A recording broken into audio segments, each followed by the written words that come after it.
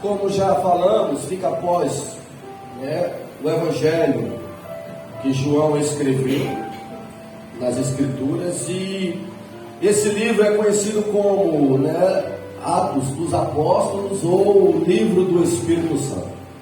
Nós vamos ver que os Evangelhos, Mateus, Marcos, Lucas e João, vai contar o nascimento, a vida, os milagres, a morte, a ressurreição do Senhor Jesus. E o livro de Atos dos Apóstolos vai contar a história da igreja. Nós vamos ver no capítulo 1, que vai falar acerca disso. Os irmãos estavam orando, buscando, perseverando. O livro, no capítulo de número 2, vai falar quando a igreja foi revestida do Espírito Santo. E Atos dos Apóstolos, capítulo 3, vai dizer que após isso vai começar uma sequência de muitos milagres realizados pela igreja do Senhor Jesus Cristo. E como já disse, vamos tentar pregar nesta noite de uma forma expositiva, irmãos, versículo por versículo. O texto começa a dizer que Pedro e João, versículo de número 1, subia junto ao templo a hora da oração, a nona. Começa a dizer o versículo que Pedro e João, isso fala de dois apóstolos, de duas pessoas, dois homens que foram escolhidos, dois homens de Deus, dois homens que tiveram muitas experiências com o Senhor Jesus, dois homens que foram revestidos em Atos capítulo 2, foram cheios do Espírito Santo, mas que continuavam juntos, buscando e servindo a Deus. Pedro e João falam de uma comunhão, de uma parceria, de uma unidade, de pessoas, de homens que temem a Deus. E como é bom, irmãos, você procurar ser unidos, ter comunhão, ter parceria com quem teme a Deus, com quem gosta da palavra de Deus, com quem deseja se relacionar com Deus, com quem quer ir ao templo e orar. Isso é importante, porque nós vamos ver que o ser humano ele é sujeito a ser influenciado. É por isso que a Bíblia adverte, por exemplo, o Salmo de número 1, para o que feliz é aquele que não senta no meio dos escarnecedores, que não anda com os pecadores. Nós vamos ver que o salmista vai falar que bem-aventurado é o varão, e que não anda segundo o conselho dos ímpios. Então, por que a Bíblia nos dá essa direção, nos orienta acerca disso? Porque nós somos sujeitos a ser influenciados.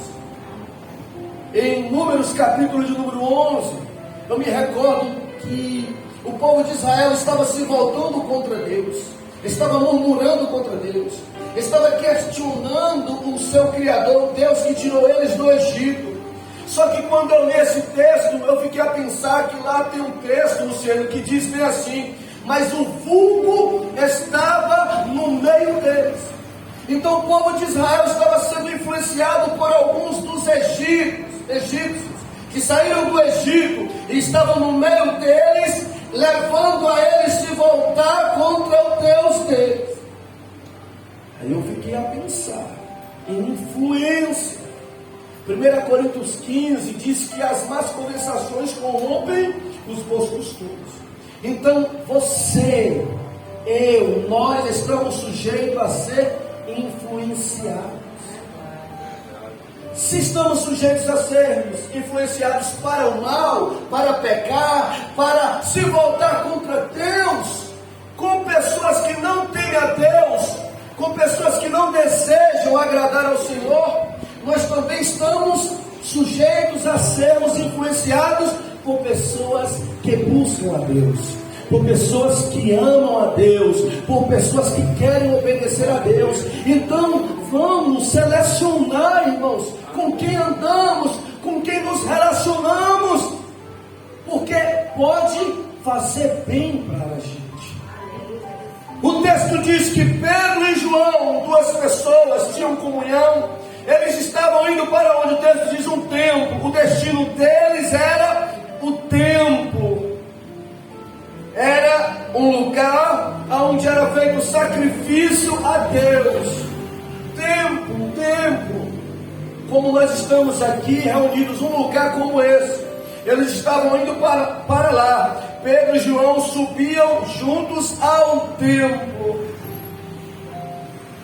E o texto me chamou a atenção, esse versículo 1, que diz que eles subiam. Subir implica em se esforçar, irmãos. Parece que quando nós falamos descer é algo mais fácil, né? Descer é algo mais favorável.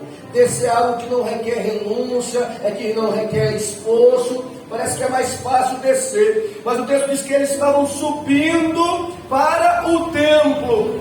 Aí eu fiquei a pensar e a entender que ir para o templo requer esforços, irmãos.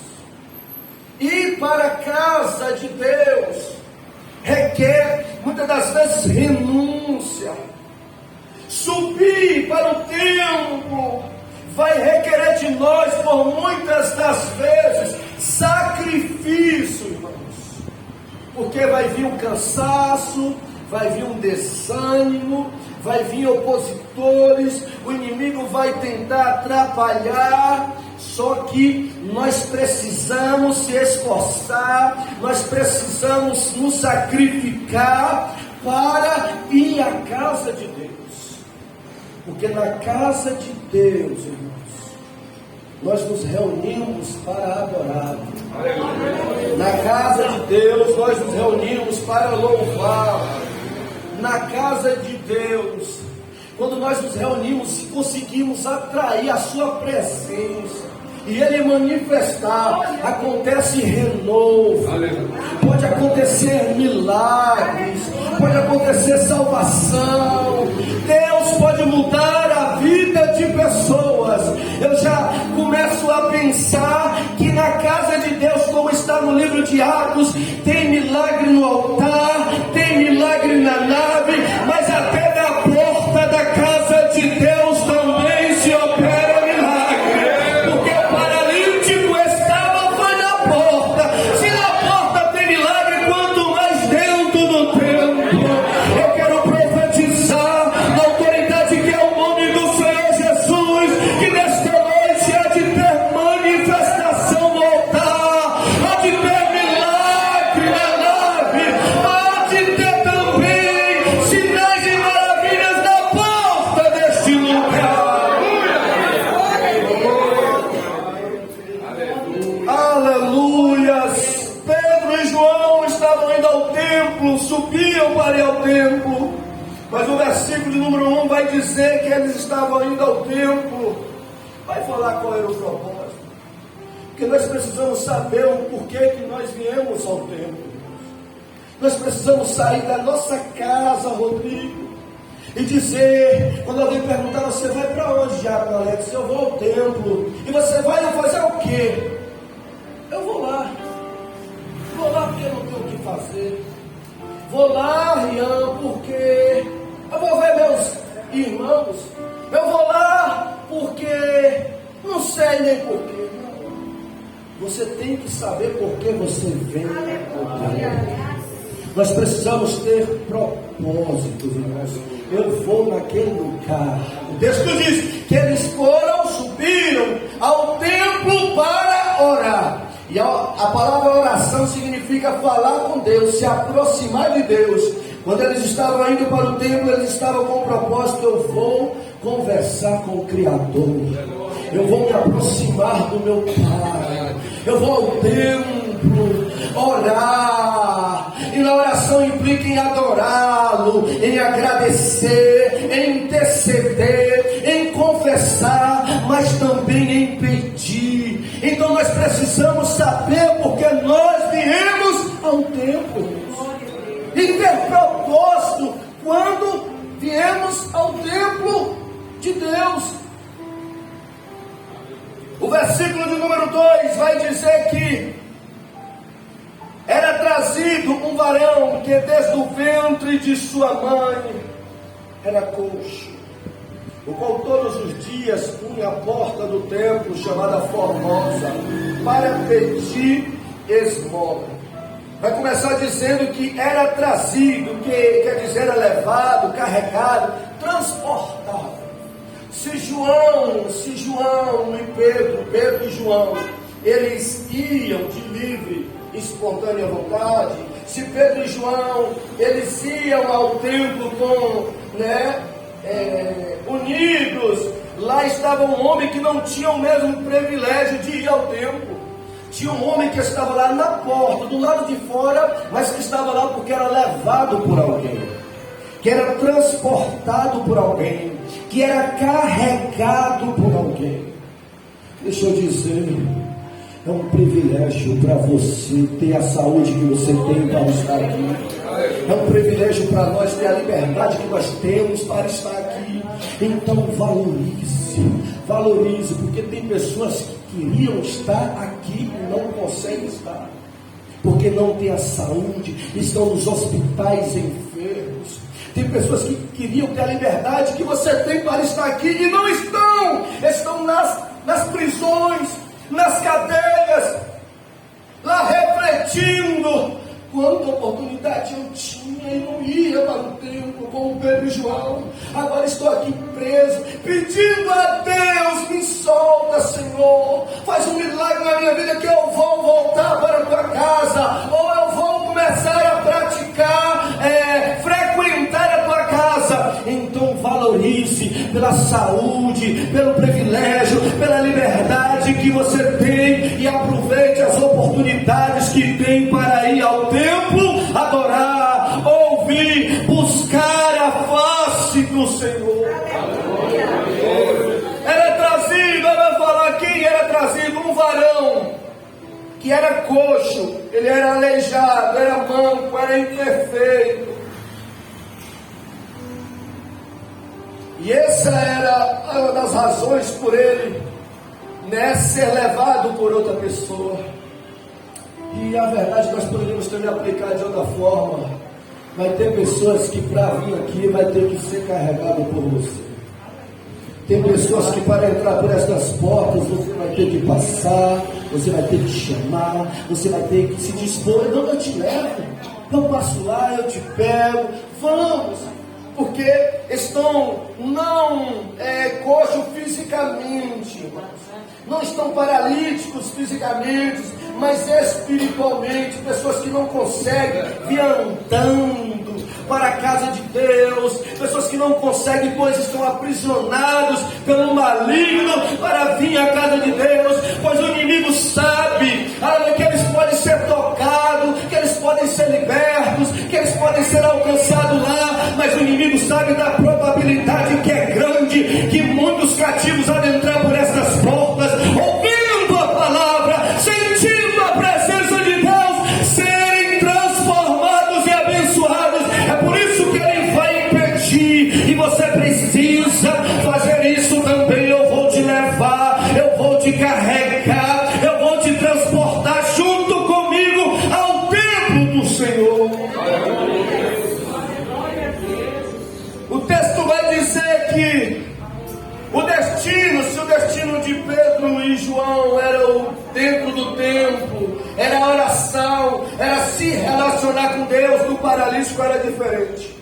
Diz que o destino dele não era dentro do templo, mas era a porta do templo. Ele ficava fora do templo. O texto vai dizer que é a porta do templo e não dentro do templo. O texto vai dizer porta formosa. Essa porta que era muito bonita, irmãos, de bronze. Pensa numa porta que era em torno de 23 metros de largura e 11 metros de altura. Pensa numa porta quando o sol batia, quando era um reflexo lindo. Mas esse homem estava lá do lado de fora, e o propósito dele não era entrar dentro dele, era ficar na porta, do lado de fora. O destino dele era esse, a porta. E o propósito não era como o de João e o de Pedro, o Pedro e João. O propósito de Pedro e João era ir ao templo para orar, buscar a Deus. Dele era diferente. O versículo 2 vai dizer que o propósito dele era pedir esmola na porta do templo. Olha que coisa, que paradoxo, né? Pedro e João vão o destino, né? O propósito, buscar a Deus, entrar dentro do templo, do paralítico ficar fora do templo e não buscar a Deus e pedir esmola. E Pedro e João iam buscar a Deus, o paralítico ia buscar auxílio. Esmola fala de auxílio, de ajuda, de socorro às pessoas e não de Deus. Eu acredito que nesta noite, você veio a este lugar com propósito. Eu acredito que você veio nesta noite falar com Deus, adorar. E como Deus usou, fez na vida de João e de Pedro naquele dia, algo através da vida dele maravilhoso, um milagre extraordinário. Deus também há de fazer através da sua vida. Aleluia. O versículo 3 vai dizer que ele vendo, pediu. O paralítico estava na porta, todas as pessoas passando, e ele pedia às pessoas esmola, dinheiro. E quando Pedro e João passou, o texto vai dizer que ele vendo a Pedro e a João, que ia entrando no templo, pediu que ele desse esmola. Estava meditando nesse versículo, e é um versículo que nos mostra que ele viu e pediu. Ele viu e pediu. Isso fala que ele observou, mas ele agiu. E nós poderíamos aplicar dessa forma. Às vezes nós não temos que sair do campo da observância e agir. Às vezes nós só ficamos observando, olhando, mas não agimos para que as coisas aconteçam. Ele poderia só observar Pedro e João, mas se ele ficasse observando, aqueles dois varões são diferentes. Aqueles dois varões estão com o rosto brilhando. Aqueles dois varões estão chamando a atenção. Não sei por que estão a graça só, mas eu vou deixar eles entrar. Não teria acontecido o que aconteceu na vida dele. Tem muitas coisas que na sua vida pode não ter acontecido, coisas boas, porque você só observou e não agiu. E nós precisamos observar, olhar, mas ter a atitude de agir. Ter atitude, quer dizer, a atitude veio do necessitado de pedir. Ele pediu às pessoas corretas. Ele pediu aos homens que deveriam pedir. E eu fiquei a pensar também, meditando nesse versículo 3, que esse paralítico, ele tinha fé, irmãos. Ele tinha fé para receber esmola.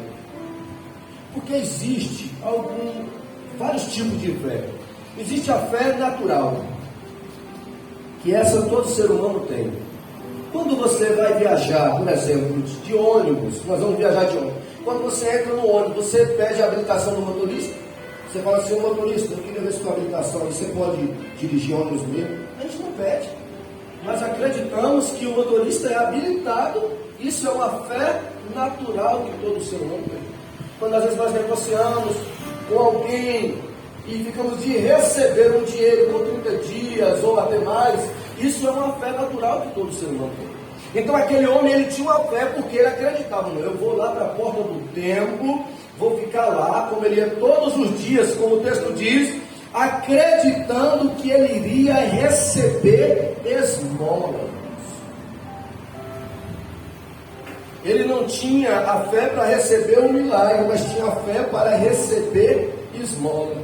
E quem pede esmola, irmãos, ele vai se esforçar, como ele se esforçava para estar lá, e vai se humilhar para as pessoas. Porque quem vai pedir esmola está sujeito a ouvir tanta coisa. Escutam, né? Vai trabalhar. Você não precisa, não sei o quê. Então alguém que passa um dia pedindo esmolas, além de se esforçar para estar ali, se sujeita também a ser humilhado pelas pessoas. E eu fiquei a pensar nisso, que tem, aquele homem tinha aquela fé para estar ali, se esforçava para alcançar ou receber esmola e se sujeitava a ser humilhado. Só que ele já não usava essa força e não se sujeitava a se humilhar para buscar o milagre dele. Às vezes aquele paralítico tem muito mais fé do que muitos cristãos, que não se esforça para receber milagre de Deus e que não se humilha nos pés do Senhor. Aquele homem se esforçava para estar, acreditava que iria pedir, que ia alcançar esmola, porque estava todo dia ali, pedindo na porta do templo, e se humilhava para as pessoas para receber a esmola. E muitas das vezes nós não temos a fé para perseverar, pedindo ao Deus para que opere o milagre nas nossas vidas. Nós não temos nem essa fé natural, quanto mais a sobrenatural.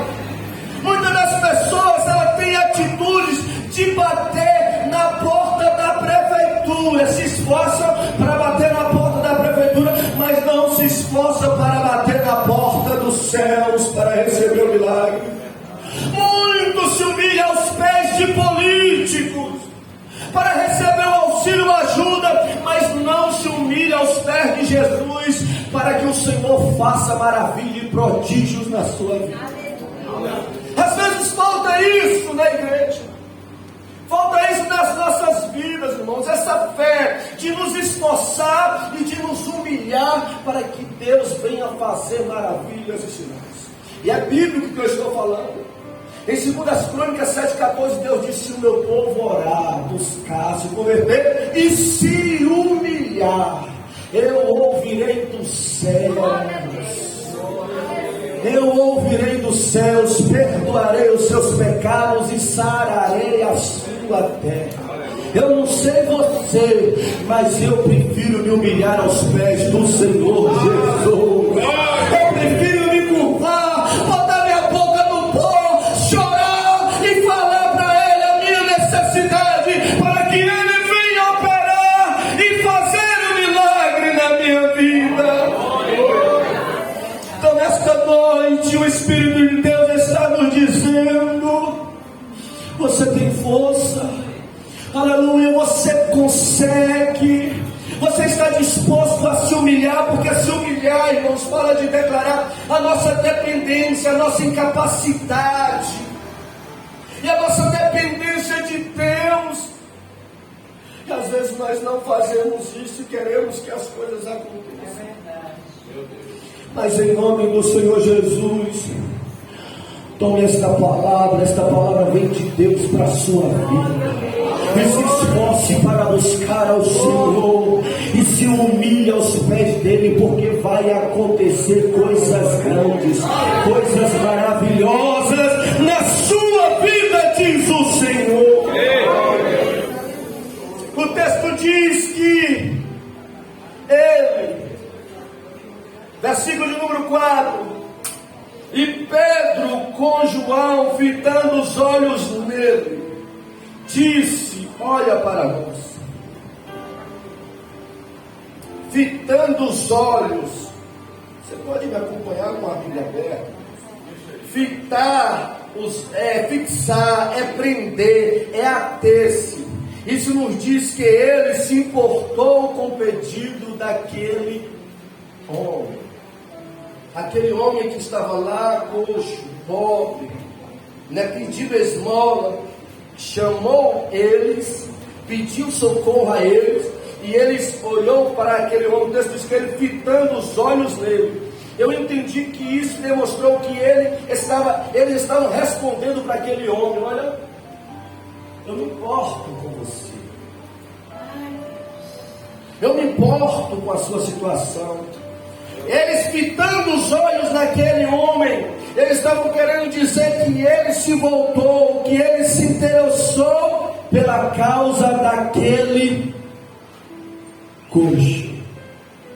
E é isso que nós, como cristãos, precisamos fazer: fitar os olhos na vida, não para observar a vida dos nossos irmãos de uma forma crítica, mas para nos importar com a vida dos nossos irmãos que estão passando por problemas.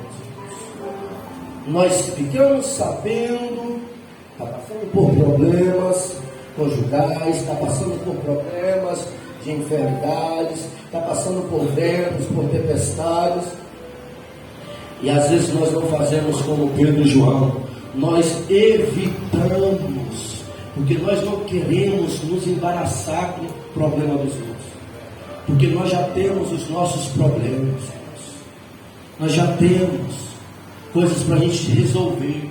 Aí o que nós fazemos? Nós tiramos os nossos olhos, nós nos distanciamos de pessoas que estão passando por dificuldade, porque isso para nós não traz benefício para a gente, vai nos desgastar.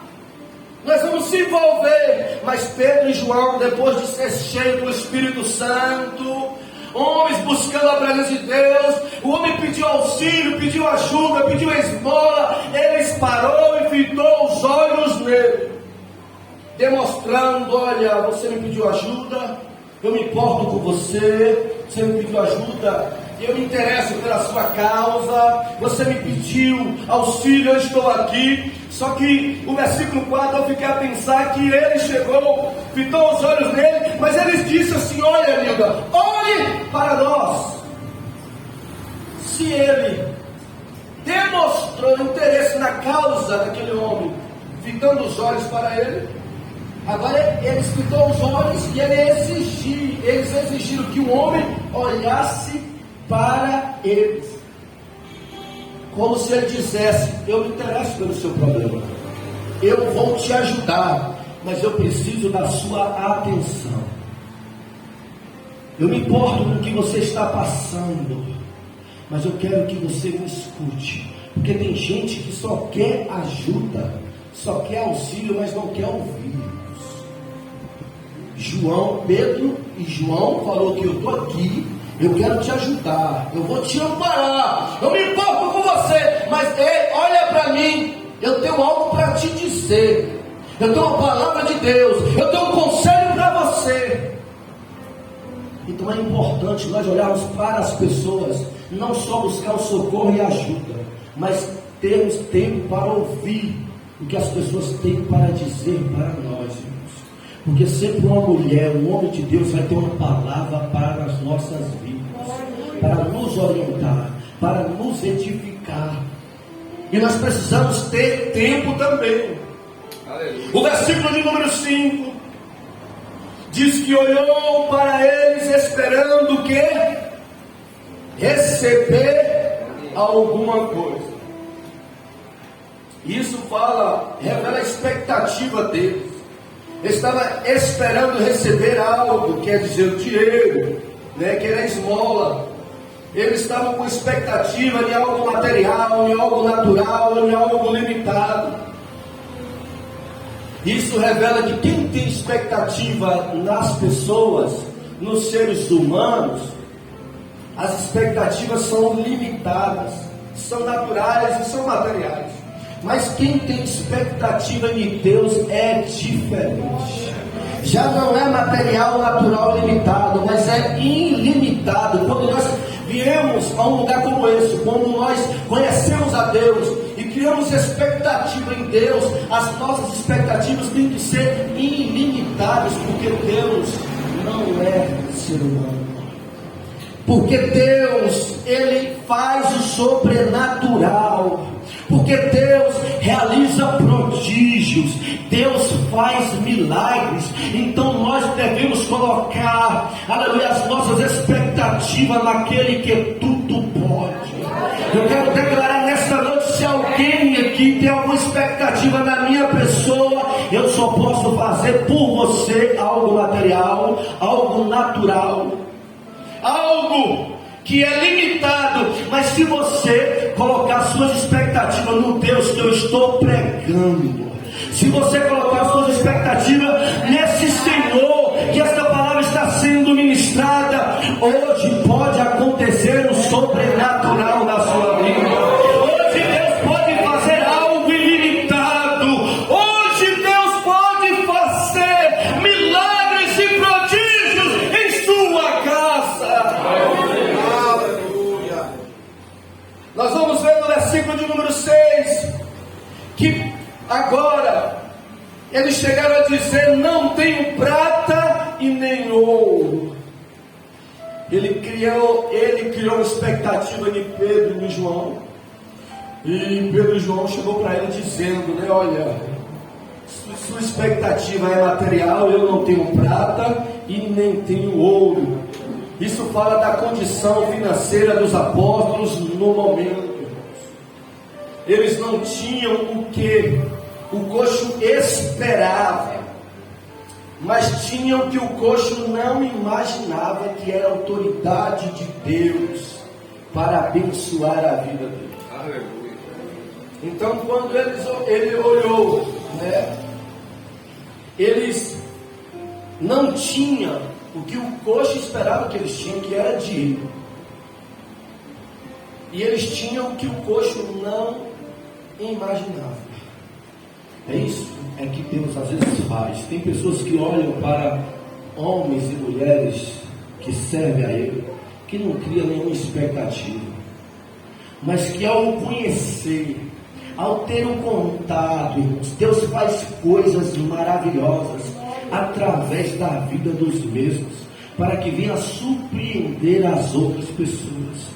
E eu quero profetizar esta palavra sobre a sua vida, que através de você, em nome do Senhor Jesus, Deus vai surpreender pessoas na sua casa.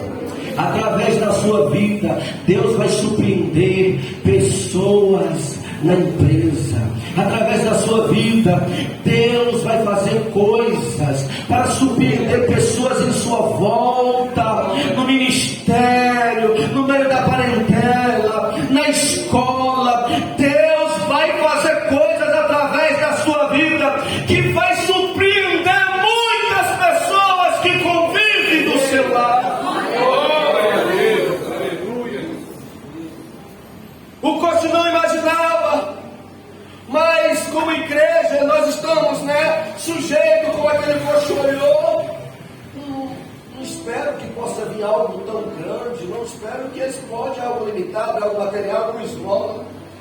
E como a igreja nós estamos sujeitos, irmãos, à falta do dinheiro, mas também como igreja nós estamos suscetíveis ao poder de Deus. Se como igreja nós estamos, irmãos, sujeitos a faltar o dinheiro para qualquer situação, mas sendo igreja, nós estamos suscetíveis ao poder de Deus se manifestar nas nossas vidas e através das nossas vidas. Como ministro de Cristo, pode nos faltar ouro e prata, mas também pode, como ministro de Cristo, nos abundar a unção do Espírito de Deus. Como discípulos do Senhor, é capaz de nos faltar o material, mas é possível, como discípulos do Senhor, nós desfrutarmos do sobrenatural da parte de Deus. Então, irmãos, não fique triste pelo que você não tem. Se alegre, louve a Deus pelo que está disponível para você, como um homem, como uma mulher de Deus, como discípulo do Senhor Jesus. Está me faltando isso, ouro e prata, mas eu estou sujeito a milagre, pois eu creio, pois eu sirvo, pois eu busco um Deus que é o dono do ouro e da prata e que tudo pode. O versículo 6 ele vai dizer: mas não tenho, né? Mas não tenho ouro e nem prata. Mas aí ele vai dizer na parte B: mas nome de Jesus. Aleluia. Eu estou sentindo a graça de Deus aqui. Pedro e João vai dizer: olha, ele queria o material, ele queria o físico, ele queria a esmola. Pedro e João vai dizer assim: olha, eu não tenho moeda, eu não tenho esmola, eu não tenho estaté, eu não tenho dinheiro, mas eu tenho o nome do meu Senhor, eu tenho o nome do meu Salvador, eu tenho o nome do meu Deus. E ter o nome do Senhor Jesus é receber a autoridade dele para pregar o Evangelho. Ter o nome do Senhor Jesus é receber dele a autoridade para orar pelos enfermos. E ter o nome do Senhor Jesus é ter a autoridade dele para expulsar os demônios.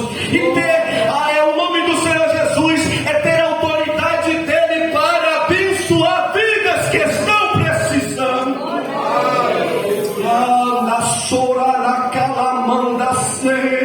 Eu gostaria que você levantasse as mãos e fechasse os teus olhos, porque eu não sei o que está lhe faltando, mas o Espírito de Deus está mandando eu te dizer que você tem o nome de Jesus, você tem a autoridade dele, através da sua vida, através de Cristo, você tem acesso à presença, ao trono de Deus que tudo pode. Ele te chamou, ele te revestiu, ele te comprou, ele te escolheu, ele te delegou.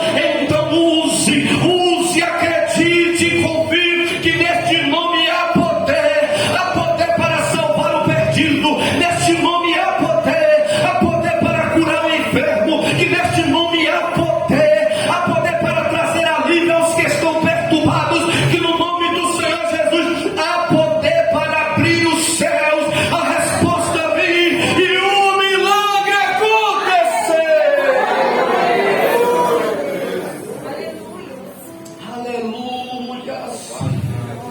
Eu acredito que nesta noite, no nome do Senhor Jesus, coisas vão acontecer neste lugar. Eu acredito que nesta noite,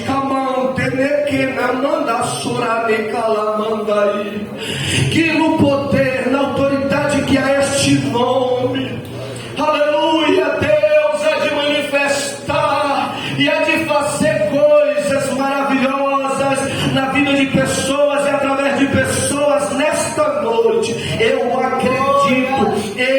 acredito,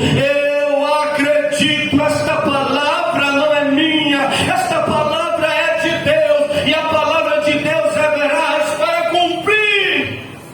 Aleluia. Nós vamos ver que ele não tinha dinheiro, nem, ou seja, ouro e nem prata, mas tinha o nome do Senhor Jesus. E ter dinheiro, irmãos, é bênção. A Bíblia não fala que o dinheiro é um demônio. A Bíblia não fala que o dinheiro é uma maldição. A Bíblia fala que o amor ao dinheiro, Paulo escrevendo carta a Timóteo, ele diz que o amor ao dinheiro é a raiz de todos os males. Então a expressão da Bíblia, o amor ao dinheiro é a raiz de todos os males.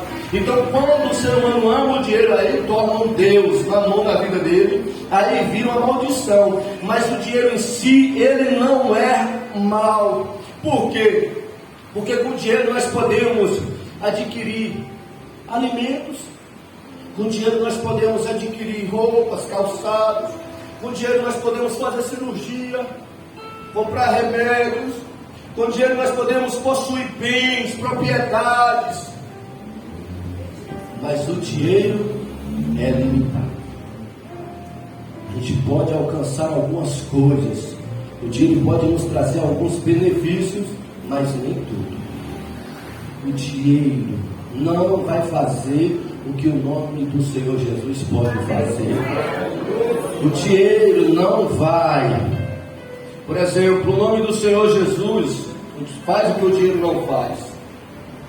Como eu já falei, Salmo 49, o salmista diz assim, que se alguém quisesse salvar alguém por dinheiro, comprar a salvação de alguém, ele iria gastar todos os seus recursos, por mais rico que ele fosse, iria ficar pobre, mas não iria comprar ninguém para ser salvo. Aí Pedro diz em Atos 4,12, que já no nome de Jesus não, por esse nome aí, o pecador é perdoado. Por esse nome aí, o perdido é salvo. Se o dinheiro não pode comprar, se o dinheiro não pode perdoar, se o dinheiro não pode salvar, o nome do Senhor Jesus pode. Aleluia. O dinheiro pode até alguém usar o dinheiro para se livrar, irmãos, de uma cadeia física, de um presídio literal. Mas Satanás, ele não teme quem tem dinheiro. Para libertar alguém que está oprimido ou carregado por demônios, não vai que for um rico, alguém de muita propriedade, chegar lá e expulsar o demônio de alguém e falar assim: sai daí, porque quem está falando aqui é o coronel, é o bilionário e tal, saia desse corpo aí. Satanás não vai respeitar de forma alguma, mas pode ser alguém simples, que não tenha uma moeda no bolso, mas que tem autoridade do nome de Jesus. Encontrar com alguém escravizado, cheia de demônio, e falar: saia daí agora.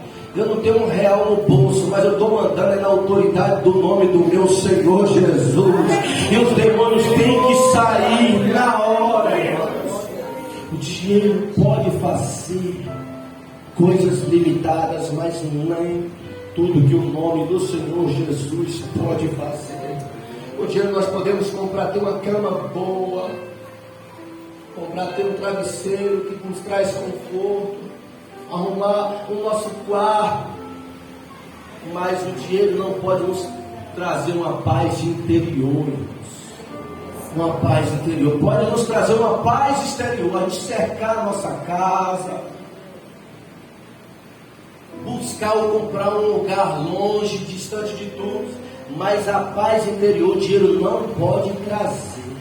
O refrigério interior ele não pode, já o nome do Senhor Jesus pode.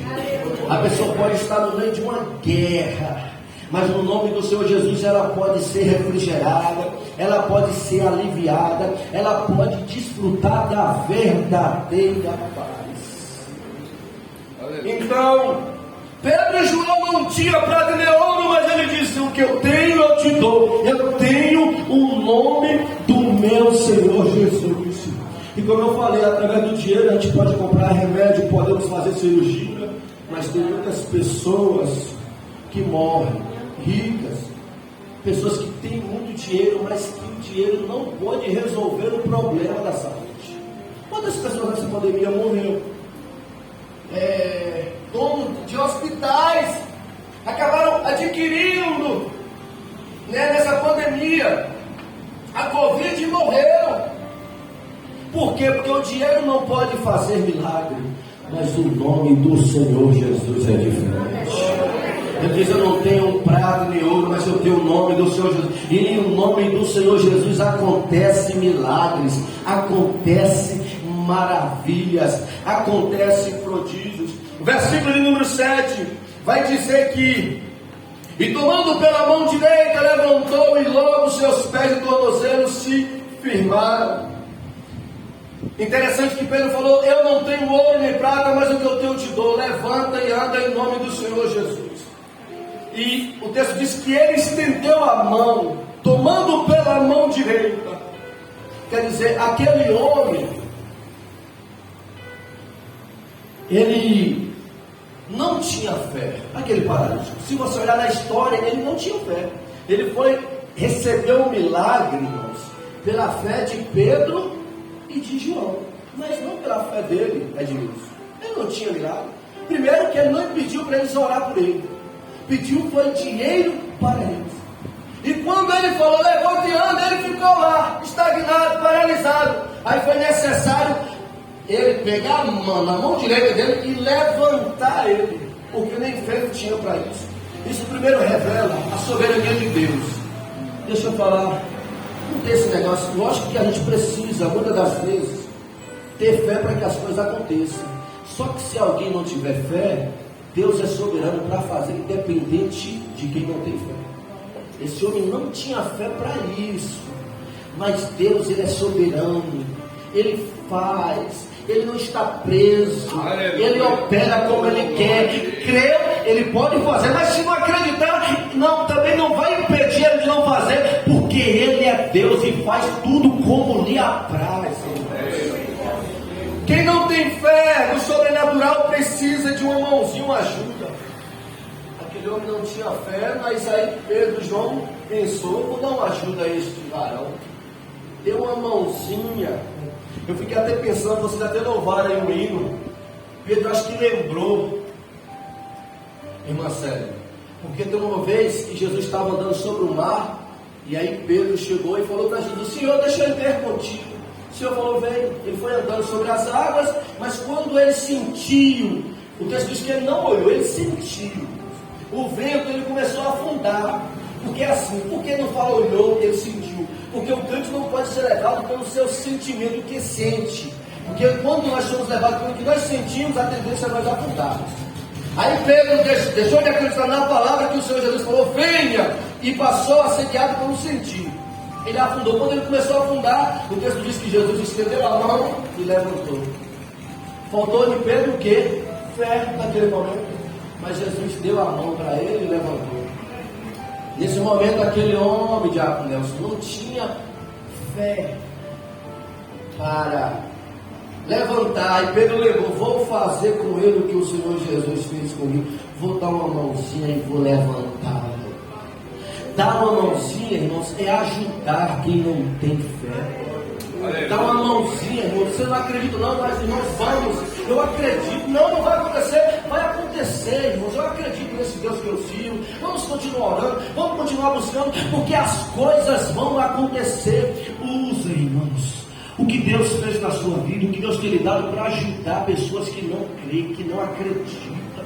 Da mesma forma que Ele fez com você, Ele quer com que você faça com outros que estão caídos, que estão sem fé, sem acreditar no sobrenatural. Ele quer que você tenha também misericórdia, como o texto diz que eu vou ter misericórdia de quem tem misericórdia, e ajudar quem está sem fé e quem está caído.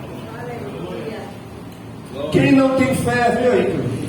Quem não tem fé para se levantar, com a sua ajuda, vai saltar e pular. Aquele homem não tinha nem fé para se levantar. Versículo número 8. Eu vou adiantar por conta do tempo. Não tinha nem fé para se levantar, mas com a ajuda dele, o homem saltou, irmãos. Imagina aí. Alguém não tem fé para se levantar, mas com a ajuda de quem tem fé, o homem saltou. Imagina aí. Ele estava impossibilitado de levantar, mas com a mãozinha deles, ele saltou. Saltar, irmãos, já é algo além de se levantar. Então Deus está nos dizendo: com a tua ajuda, com a tua fé, você vai conseguir fazer na vida de pessoas que nem têm coragem para se levantar. Elas vão fazer além dos seus limites, vão saltar, e coisas maravilhosas vão acontecer. O versículo 8 vai dizer ainda que ele entrou com eles no templo. A necessidade daquele paralítico levava ele para a porta do templo. Tinha necessidade da esmola para sobreviver, Por isso que ele ia para a porta do templo, porque ele pensava: eu tenho que sobreviver, eu tenho que ir para a porta do templo. A necessidade dele levava ele lá, mas agora a gratidão levou ele a entrar dentro do templo. O texto vai dizer que ele entrou dentro do templo. Aleluia, movido de gratidão. Não vou ficar mais na porta, não vou ficar do lado de fora. Eu vou fazer como Pedro e João, eu vou entrar, porque o que Deus fez na minha vida, Deus me levantou, Deus me colocou, me transformou. Eu esperava algo material, eu esperava algo limitado, eu esperava algo natural, mas o que Deus fez na minha vida foi sobrenatural, foi ilimitado, foi transformador. Então eu não vou ficar de fora do templo, eu vou entrar. A gratidão me leva a servi-lo, a adorá-lo, a orar, a louvar, a buscar esse Deus por tudo que Ele fez na minha vida. Ele entrou com eles no templo. Versículo 9 diz: o que Deus fez não ficou no anonimato. porque o versículo 9 diz: e todo o povo viu andar e louvar a Deus. Deixa eu te dizer, eu estou pregando a palavra, irmãos, e eu acredito piamente na eficaz que tem Bíblia, que tem a palavra de Deus, aleluia. E por isso eu quero profetizar que o que Deus vai fazer, algo sobrenatural, algo magnífico, algo grande, que não vai ficar no anonimato, não. Vai ter pessoas que vão olhar e vai dizer: foi Deus que fez, foi Deus que fez, foi Deus que fez ele dar esse salto, foi Deus que fez ela dar esse salto, só Deus poderia fazer isso.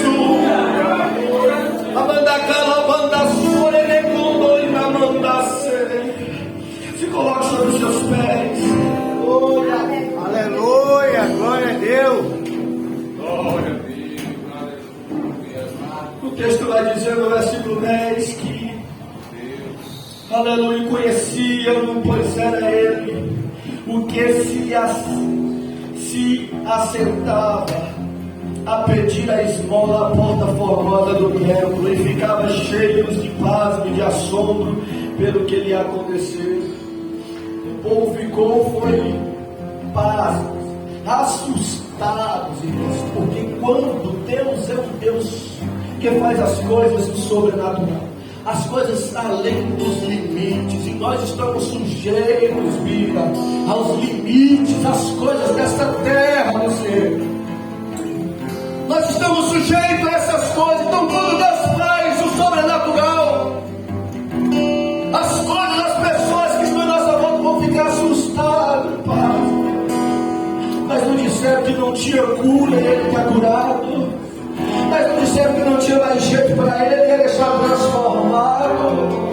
Mas não disseram que estava quebrado, que a empresa estava falida e agora deu um salto, Mas não disseram que não tinha jeito, que era o pior da família, e hoje é um homem, é uma mulher cheia de Deus, Porque quando Deus ele faz o limitado na vida do ser humano.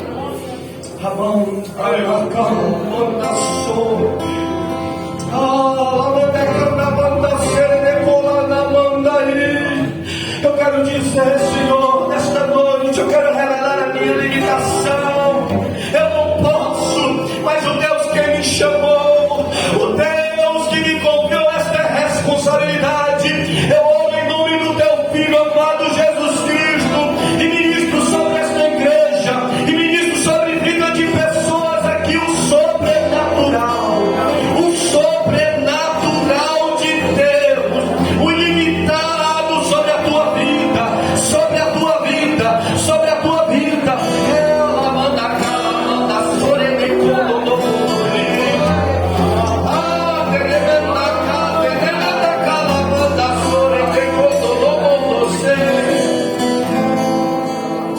O Deus que faz o cego ver está passando por aqui, está passando por aqui.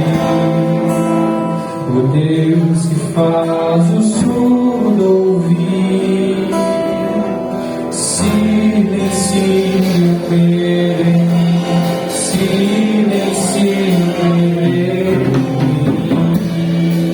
Se eu creio em ti, se eu creio em ti, Deus do sobrenatural.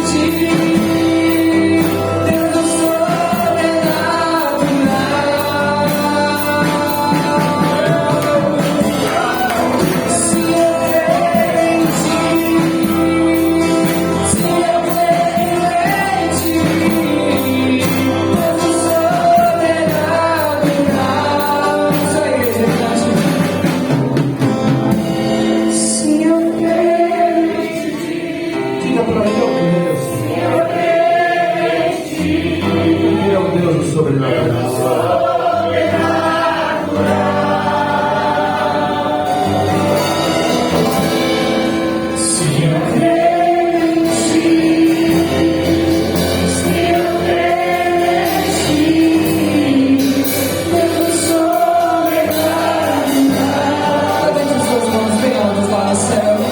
Diz assim, ó: haverá um milagre dentro de mim, vem nascendo o rio pra me dar a vida, esse rio que emana da cruz, palavra de Jesus.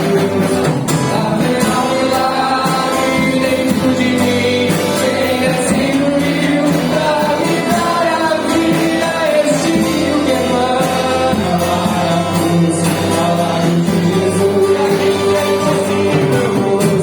Aquilo que parecia impossível, aquilo que parecia não ter saída, aquilo que parecia ser a minha morte, mas Jesus mudou minha sorte. Sou um milagre, estou aqui. Usa-me, sou o teu milagre. Usa-me, eu quero te servir. Usa-me, eu sou a tua imagem. Usa-me, ó filho de Davi. Aquilo que parecia impossível, aquilo que parecia não ter saída, aquilo que parecia ser minha morte, mas Jesus mudou minha sorte. Sou um milagre, estou aqui. Eu quero orar, antes de orar, eu queria te dizer algo, essa de Deus. Deus manda você se esforçar e se humilhar, porque Ele vai fazer o sobrenatural da sua vida. Mas escute, você precisa se esforçar e se humilhar. Deus vai fazer coisas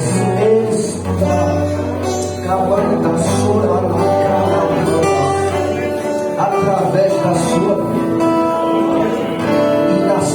Deus vai fazer sobrenatural, maravilhas, prodígios, mas se esforce e esteja aos pés dele.